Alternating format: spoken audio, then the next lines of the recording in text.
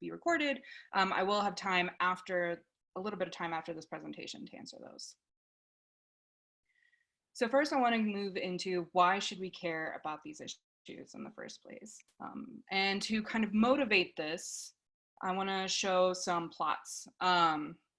So this plot is from the American Physical Society, or the APS, and it shows the physics degrees earned by underrepresented minorities in the United States. And in their words, the American Physical Society defines underrepresented racial and ethnic minorities as African Americans, Hispanic Americans, American Indian and Alaska Natives, and Native Hawaiians. So if you look at the graph, you can see that the bachelor's, or so the US graduate age URM population is this black dashed line. And then the bachelor's is the blue line that's underneath that, and then the PhD is underneath even that. So we have the US graduate age URM population is around 36%, and then the bachelor's and PhDs are significantly lower at around 12 to 15 and 6 to 10%. So this next plot shows the degrees for underrepresented minorities given in various fields at various stages. And this is a 5-year average from 2013 to 2017. URMs are defined as the same here as they were in the previous plot. So you can see that for most degrees, except for maybe computer science, we have drop off as we go from bachelor's to master's to PhD. And then most alarmingly for me, physics and astronomy have extremely low numbers in both the bachelor's, master's, and PhD programs. This final plot that I'm going to show shows the percentage of URMs in physics compared to both the percentage of URMs in the college age population and among all bachelor's degrees awarded. So if we look at the URMs all, the first bar is basically the same as that last point that we saw in the first plot. About 30% or 36% of the college age population in the United States are URMs. And then out of all bachelors, we have between 20 and 25% representation for URMs. However, if we look specifically in physics, there's less than 15%, more like 10 to 12% of the physics bachelors are URMs, and then it decreases as you go to physics PhDs and physics faculty. So the important things that you should take away from these plots is that while yes, the situation has been improving somewhat over the last couple of years, marginalized groups are still significantly underrepresented, even just at the undergraduate level. And compounding on that issue, as you move up in the career ladder, you're losing more and more marginalized people at each stage. And so what this all comes to mean is that poor retention in STEM fields lead to a lack of diversity in the workforce. And I'm using the word retention here and not recruitment, and I want to kind of differentiate between the two. So recruitment is bringing in diverse students or diverse people to study science. Some examples of recruitment activities could be advertising your departments or programs at minority serving conferences, or having a more holistic approach to admissions, etc. And I feel like a lot of departments do a really good job at recruiting students. They realize there's a problem and they actively recruit to bring in people. The issue that probably more departments have than recruitment is retention. And retention involves creating a supportive environment that encourages students to stay and pursue their degree.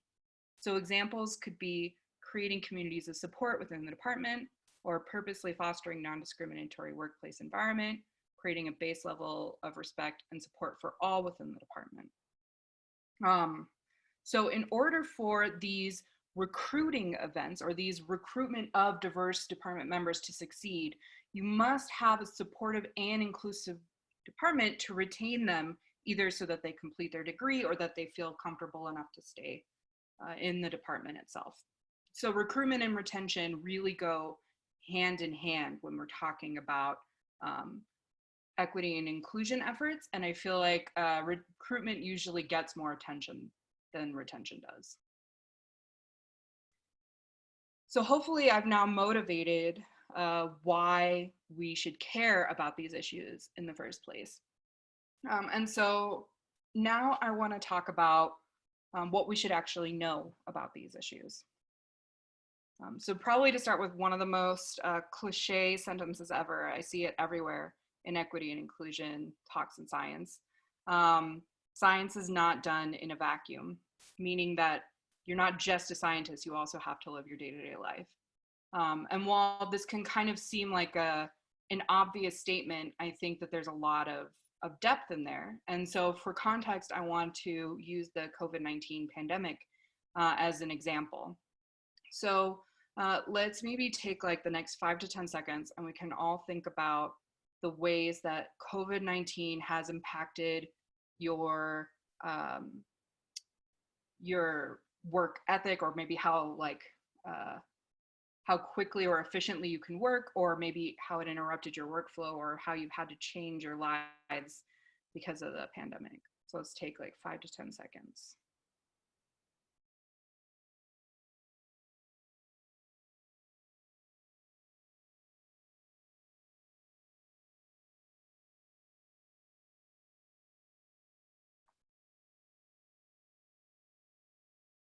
Okay, so I'm pretty sure, hopefully, that you will come up with at least one example of how COVID-19 has negatively impacted your work in particular.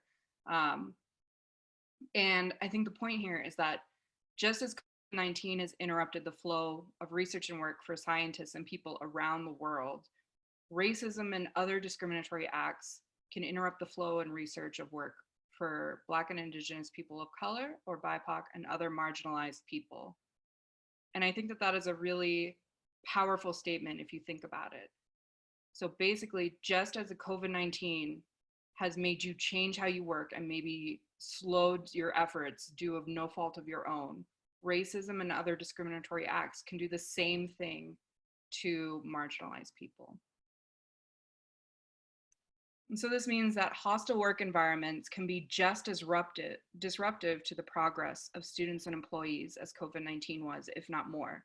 And the biggest problem with that is COVID-19 is, yes, it's a world pandemic that we're all experiencing, but hopefully we'll eventually get a vaccine, or it may go away or ebb or something. But racism and discriminatory acts have been there long before COVID-19 and will continue to persist after the COVID-19 pandemic. And so this is a really big issue that we should all be worried about. And so you may think to yourself, well, my department, you know, there's no one overtly racist, no one's saying racist or sexist things that I hear in the hallways. And that's great, that's awesome. And that's something that everyone should strive for. But just because you're not having overtly discriminatory practices doesn't mean that there aren't still things that are going on in your department. So I'm just going to show 2 examples here.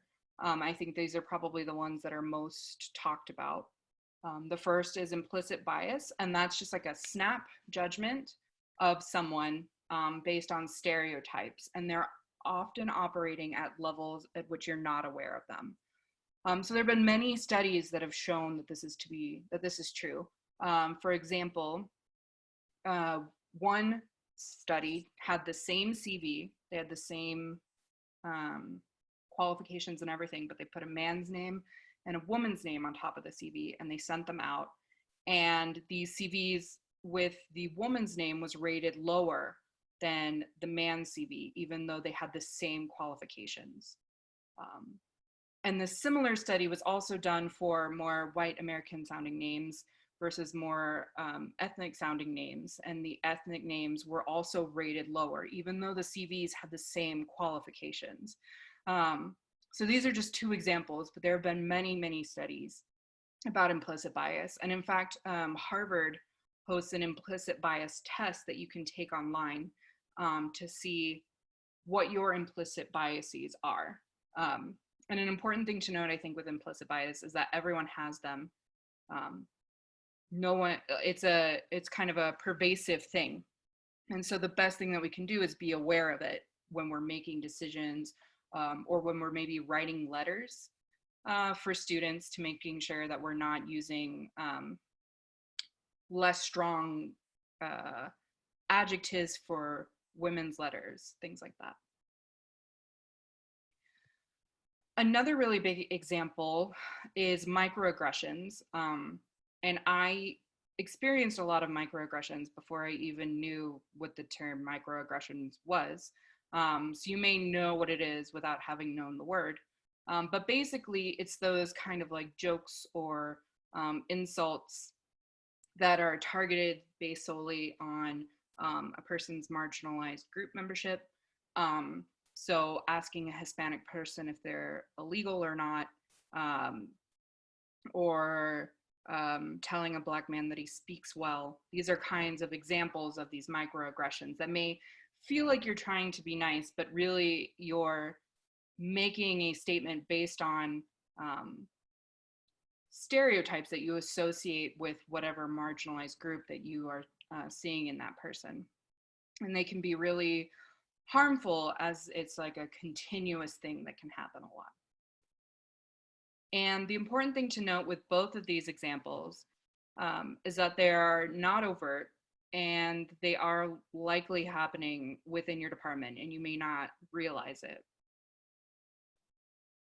So now that I've kind of talked about what we should know, and I do want to say this is like very, very, very kind of like broad, highbrow strokes. There's a lot of work that's been done in these areas, and there's a lot of resources that you can go and look at further. But I want to move on and talk about what can we actually do? So what can we do to help combat these issues in our department? So the way that I've approached these problems is I've strived to make departments that have an actively supportive environment for everyone in it. So by that, I don't mean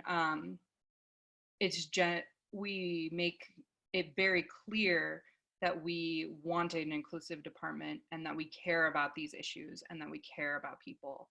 And that is slightly different than just saying, well, everyone knows that we shouldn't be racist. It's more like everyone knows. It's not everyone knows, it's that we, the department, want to work towards making everyone feel welcome, and we want everyone to know that they should feel welcome. And so that is what my group Towards a More Inclusive Astronomy, or TaMIA, strives to do. So I founded TaMIA in 2016 as a graduate student at Penn State. I'm showing here on the slide the people that helped co-found it with me. That included Dr. Angie Wolfgang, Jonathan Jackson, Dr. Leah Hagen, Dr. Alex Hagen, and Daniel Berenger. And I do want to say Dr. Angie Wolfgang was especially important because she used her NSF postdoctoral fellowship to help fund TaMIA for the first couple of years, so that we were able to have snacks and other resources that we needed for the meetings. So TaMIA was created with the main goal of creating a supportive and safe department for everyone. So to achieve this, we really only did one main thing in the department. And that was that we held equity and inclusion discussions in the department, and we approached issues in an intersectional way. An intersectional here means viewing people holistically. So for example, I'm Latinx, and I'm also a woman or an underrepresented gender. And so I don't have to be one or the other in these meetings. I can be both at the same time. The actual impact of TaMIA on the department was that we provided a safe space to learn about equity and inclusion and to build community within the department. And I also found that even if not everyone came to these discussions, even if it was maybe, I think we usually had around 10 to 12 people that would habitually come to our meetings, the presence of having these meetings that are held consistently within the department actually led to real structural changes that promoted a more inclusive and equitable approach to department activities at Penn State.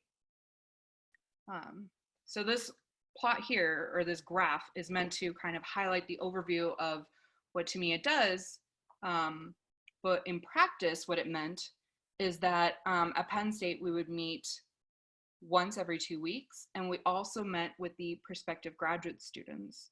The meeting with the prospective graduate students involved mainly just a candid discussion with other graduate students about the department climate and providing resources for the prospective students, equity and inclusion resources, not only within the department, but also on campus. So when they get here, they have places that they know they can go if they need support in any way. But probably the most important part of TaMIA's presence was that we provided resources and support for the underrepresented people in the department, as well as those who wanted to learn about diversity, equity, and inclusion. And that last group, the people who want to learn, doesn't have to include people who've extensively studied these issues in the past. It was literally just anyone in the department who was willing to learn and be supportive and wanted to join the discussion was welcome to do so. We made that very clear in our mission statement, and I think that that really helped the group do really well in the department. So the organizations of the meetings that we had for the department went as follows. We would have a 1 to 2 minute period of reflection where attendees or leaders could share things that had happened since the last meeting. So it could be something related to an aspect of their identity, like a discriminatory act or something in the world stage that had upset them, or even just positive or negative things in their life or their work that they wanted to share. But basically that time is just to get people out of science work mode and into discussion mode, because those can be a little different and can be a little jarring to just immediately jump in. After that, the leaders would introduce the topic and provide the material that we're going to read and review today. And one of the really important things about having these meetings in the department is that you do not require people to have to do anything in advance. The less kind of work that they have to do outside of these meetings, the more likely it is that they'll come. So we would always have reading and we would send it out, but we would never require that they read it until they get to these meetings. And so we would purposely choose kind of short things so that people had time to read and discuss. So then after we introduced the material, we would break everyone up into small groups and have them read the material and do a small group discussion about issues. We would often write questions that kind of led people towards thinking about whatever the main point of the meeting was, or the story was, or the blog post was. So for example, we had one about sexuality, and we had people read blog posts from queer astronomers, because this was an astronomy department. And after that, we would ask them questions about how they would feel if they were this person going through this, or is there anything that resonated with them or connected with them in their personal lives, so they can feel more related to the material and try to have an empathetic understanding to the person or the experience that's being presented in the material. And then finally, in the last 5 to 10 minutes, we would all come back to a larger group at the end, and we'd all have a larger discussion about the basic ideas that were discussed in the small groups, and maybe come up with larger things to take away from this meeting. So the impact of TaMIA at Penn State occurred at both the department and the university level. So I want to talk about the impact of the department level first. So first of all, we helped increase the diversity of incoming graduate students. So we had more underrepresented minority students, women, and LGBT students come to Penn State than in previous years once we started meeting with them. And we did a survey, and they said that the meetings that they had with TaMIA really made them feel more secure in coming to Penn State. And in fact, most of them would actually be active participants in the meeting. And I think many of them have become leaders now that I've left Penn State. Another really cool thing was that TaMIA was integrated into the department culture. So every week, Penn State astronomy department would send out a department letter to everyone about what's happening. And so our meetings were highlighted in that letter. And because of that, I think that there was a lot more acceptance of the group, and faculty and students alike would actually look forward to ask us when the next meeting was and actually contribute meetings and resource ideas. And during these meetings, students may have raised some concerns that they may have had with the department, and the faculty would actually vocalize the concerns. The faculty that were in the TaMIA meetings would vocalize these concerns to the faculty at large, and it helped make the department more inclusive. One example of that is that we were talking about cultural appropriation during Halloween time, about costumes specifically, and the students mentioned that they were worried that there may be culturally appropriated costumes at the Halloween party. And so the faculty sent out an email asking everyone to be more careful about costumes. So that's just one example, but I found it very comforting and kind of exciting that the faculty really got involved with this group. So at the institutional level, TaMIA also got a little bit of attention. We were featured in a press release. We won the Dean's Climate and Diversity Award in 2016. And last year, the Associate Dean for Diversity and Inclusion in the College of Science actually reached out to TaMIA and asked them to help set up similar groups in other science departments. So in 2017, I expanded TaMIA to become a nonprofit organization. So you can see the website here as well as the front page. And the goal of this website and this nonprofit is really just to help support people who are interested in starting these kinds of groups, have the resources and have support so that they can do it without feeling like it's kind of overwhelming or they don't know how to start. And so I think I have 4 total groups, and I think I'll talk about that later. But I moved to Montana State in 2019. And when I got there, I was a little bit busy, but I founded the TaMIA Towards a More Inclusive Astronomy chapter at Montana State this year. We started in the fall. We were going to start in the spring, but then the pandemic happened and everything kind of got pushed to the fall because people were, it was a difficult time for everyone. But given the way that Montana State, given how the physics department is kind of run in Montana State, we found it easier for us to have meetings once a month instead of once every 2 weeks. And so I help organize and I co-lead these meetings with other people at the Montana State chapter. And what's interesting is we already have some of the first year graduate students this year at Montana State have already reached out and asked if they can lead their own meetings of TaMIA at Montana State. So I think that this is something that especially the newer graduate student cohorts are really, really excited about. In addition to TaMIA, I also helped with Women Plus in Physics, where the plus is women and underrepresented gender identities in physics. So I've co-advised the group since I got there in fall 2019, including mentoring the current president since I have a little bit of experience running these groups. I also put the plus in Women Plus, which I'm pretty proud of. I think it's a little more inclusive. Last year, we were able to organize a meeting with the prospective students to talk about equity and inclusion issues, similar to what I did with TaMIA at Penn State. And that went over as well as it did at Penn State. And then we're also working to create a library in the department that will include equity and inclusion resources for everyone to look at.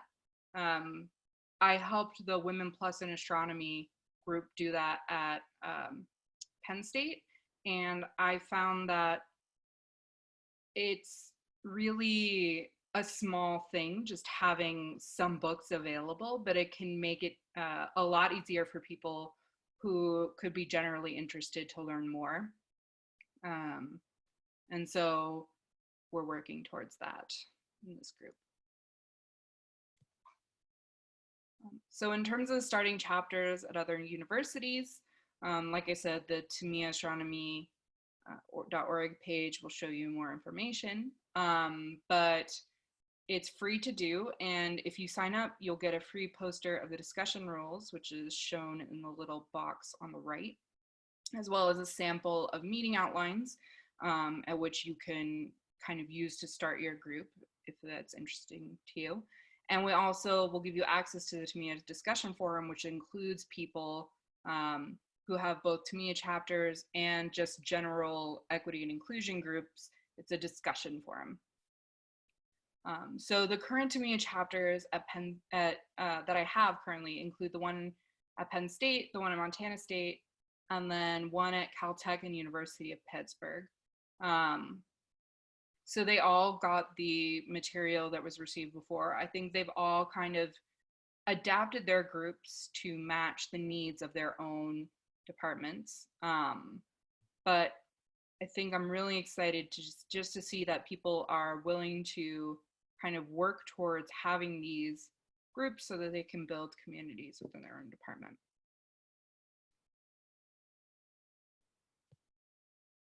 So while I'm happy with how TaMIA has been going so far, I am interested in kind of expanding beyond astronomy.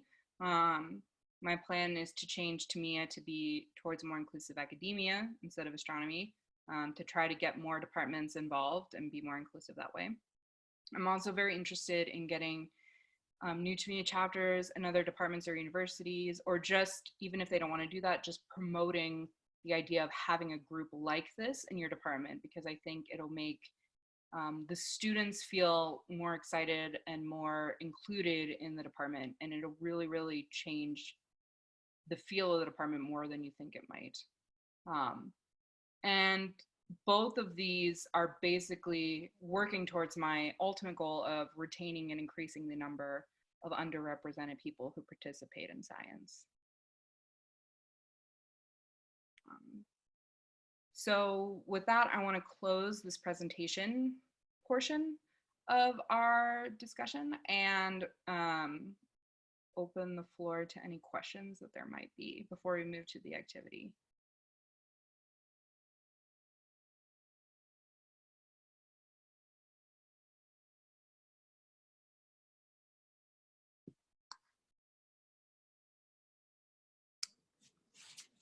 So yes, Mallory, I have a question for you.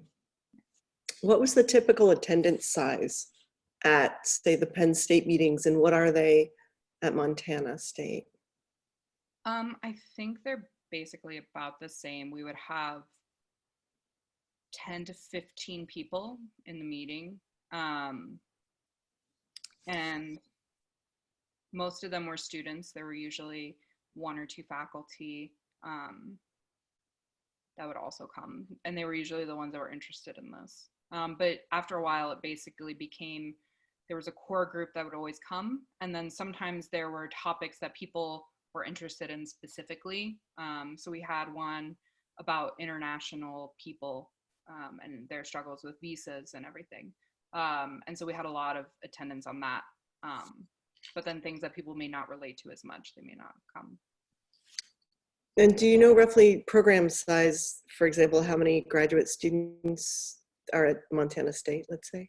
Do you know? Yeah, I think there's a significant difference in the department size. I think there's probably like 60-ish, maybe. I have no idea. I think that's about right for Montana State. And then at Penn State, I think there was like maybe 30 so students. So we were a large astronomy department, but we weren't a physics department at Penn State. We were smaller. Right. Okay. Yeah, our physics program here at FIU, we don't have an astronomy program. We have a couple of astronomers like me and Jim Webb, who I think is here. We have about 30 to 40 grad students that are mostly in physics. So I was just curious. Yeah, and I think, like I said, it may not be so important that everyone comes. I think the important thing is that you just kind of look, stubborn is the wrong word, maybe persistent, and that you're not going to leave, and they're like, everyone is aware, well, it doesn't matter, they're not going to leave, so I might as well just support it because there's nothing else to be done, kind of thing. I like it. That's kind of been my approach. The first year, I think, with these groups is always the most difficult, just because people are kind of usually new to the idea and they may not feel comfortable with everything that's going on, because it may just be kind of foreign. But in the long run, I think the more time you're there, the more comfortable everyone gets with it, and then your attendance will kind of increase slowly.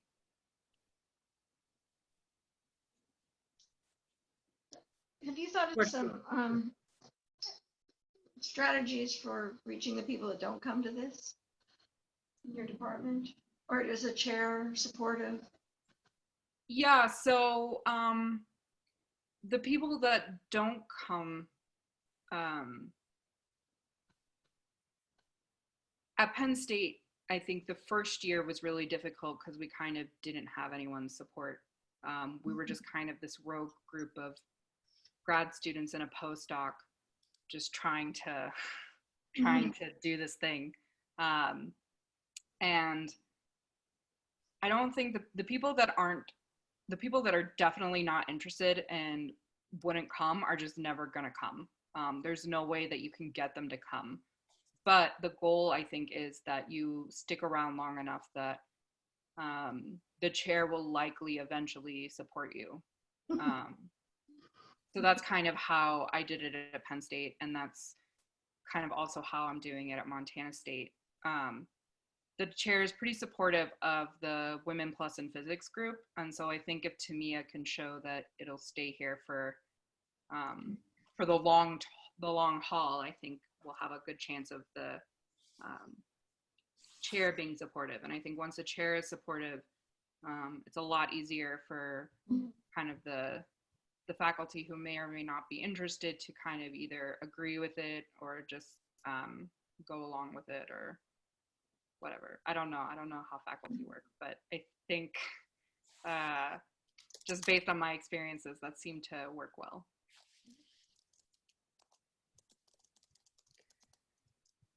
So we have about a little over 20 minutes left. Or are we gonna? Yeah, so I have an activity. If there are no other questions, we can get started on that.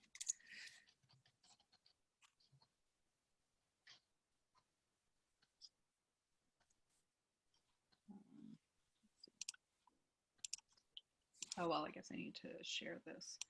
So let me share this.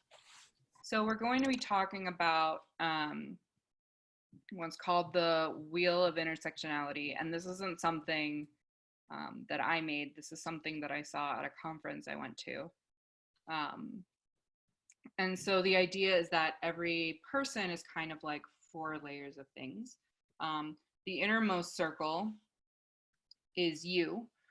So it's your unique circumstances as an individual. And then the circle right after that are aspects of your personal identity. So it could be your gender, your family status, your religion, your skin color, etc. The third circle is discriminations that may impact you based on your identity.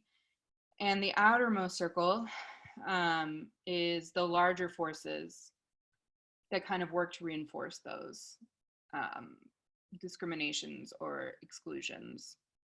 And so I want to think about this wheel of intersectionality in the context of mentoring. So one important thing, especially for students, this is something that I kind of learned the hard way, was that even though it's obvious, it may not feel obvious as a student, is that both you and your advisor are people, and both you and your advisor have lives outside of being a mentor and mentee for each other. And so it can be important to think about how a person approaches going to work every day based on who they are and what they're experiencing, and that may color how they interact with you. So to that end, I'm going to copy and share this link.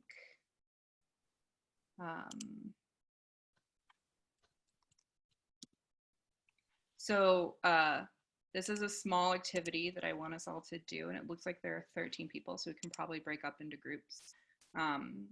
Hopefully that works so you can look at the activity. And so what I want you to do is I want you to think about a mentoring relationship where a personal matter was dealt with. So this could be a positive or a negative experience, and you could be the mentor or the mentee. And so then I want you to kind of, in 1 or 2 sentences, think about this, how you would describe your unique circumstances and any labels that you would associate with yourself that were relevant to the situation. Then maybe identify one type of discriminationism or stereotype that may have been at play, and then any larger force that may have been at play. So you can do this for yourself for maybe like 5-ish minutes, and then I'll break everyone into groups and we can all share what we did.